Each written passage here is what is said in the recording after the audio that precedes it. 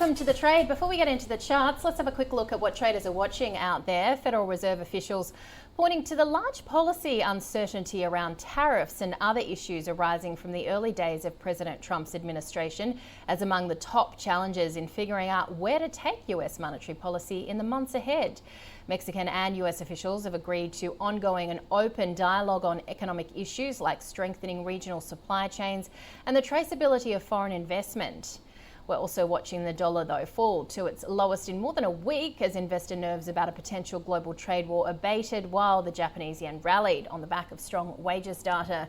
Gold prices continuing its record run on Wednesday, investors seeking the safe haven asset amid escalating concerns about a potential trade war, and oil prices down 2% due to a large build-up in US crude supplies.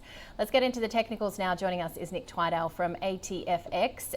Let's bring it back home and start with the Aussie. On Monday, hitting a 5-year low, the lowest we've seen since the global pandemic, although albeit 6 cents stronger than then. Yep. What are you seeing in the momentum in the Aussie?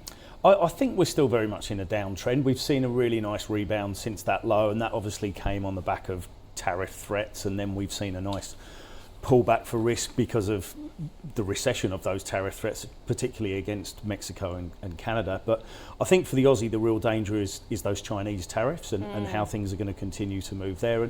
And then we've got to look at local data as well. But unfortunately for the purists out there, really we're going to be dominated by what we're seeing out the US in the short term. And even though we're moving away from, say, the geopolitical concerns until a certain someone pokes his head up again. The next headline, yeah. We've got US data on Friday, which is going to be a big mover for all currencies. When you're looking at that chart there, you think that it could fall below that red line you've got? I think so, yeah. So that's the short-term support. I think we're going to be trading under 60 cents at some point relatively soon, and I think we might get fairly comfortable trading under 60 cents later in the year, which isn't always great news for everyone, especially when if we're looking to go anywhere. Yeah. But I think that's going to be the reality for us. Parking my US trip for now. All right, let's have a look at the yen. I just mentioned that there had been some strength on some wages data.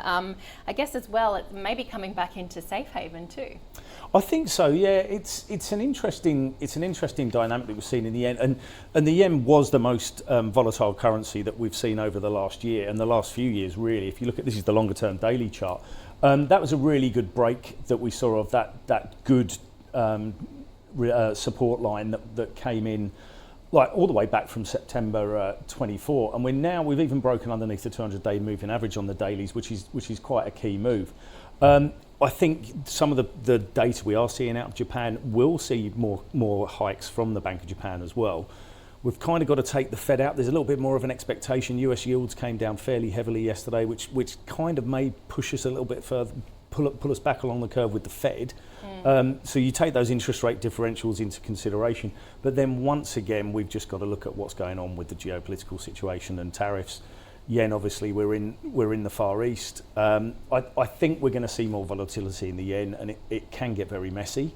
But normally, when we're seeing safe haven trades, dollar yen will go higher, but we're seeing the yen appreciate. So a different dynamic coming into yen traders. Yeah. Now, one country, as well as Australia, that Donald Trump has not mentioned so far is the UK. We've got Bank of England, though, interest rate decision today. What are we seeing in the pound? Yeah, so we're fully priced in 25 basis point cut. I think there's an economist survey out there that sees the fair or neutral rate for the Bank of England somewhere between 3 and 3.5%. We're coming down to 4.25%. So there's a fair amount to go. Trading cable in particular is quite difficult, but we've seen some good moves. I left this chart in because that was a good resistance trend line. It broke well before the Bank of England, mainly on dollar weakness. But the positive for sterling, as you quite rightly pointed out, is that the UK has been sort of left to the side from Mr. Trump so far, and he said things are okay, might be a bit of a tweak. Trade relations with Europe are increasing, getting better as well. So it's kind of, there's a lot of good news for sterling out there, but you've still got concerns in data as well. So it's going to be interesting to see how cable trades. Well, when you talk about Europe, though, he did say tariffs there are coming, and you saw the euro tumble. What is it doing now? Because you've also had eurozone inflation. Yeah, euro pulled back nicely off the bat, and that, once again, similar to the Aussie, we saw a hard low on Monday. It's pulled back nicely, and it's sitting on that sitting on a really good resistance trend line from a technical perspective. This is the daily charts again, so it looks a little bit small. That's why I've got my glasses on. I think you'll find traders fading this move with the stop above that trend line and that previous high that you can see coming in there around 105 something. It's going to be interesting. I think we will see, my personal opinion is we will see tariffs out the US at some point against Mexico, Canada and Europe, as well as China. Yeah. I don't think that's particularly positive for the euro. So I kind of want to bring back in the sterling and the Bank of England. I think the cut's fully priced in. If we do see more aggression towards Europe on the tariff front, then I think euro sterling's a good trade to the downside. All right, well, let's get to the loonie, because of course it had that huge slump on Monday, but it Yeah. has recovered somewhat. Yeah, I couldn't leave the loonie out, and you can't at the moment. I mean, look at that volatility that we've seen. I left that topside resistance trend line. That's the former high, and we smashed through it on Monday, as one would expect, and we're back into that range. But it is going to continue trading on this tariff threat and how the updates come through.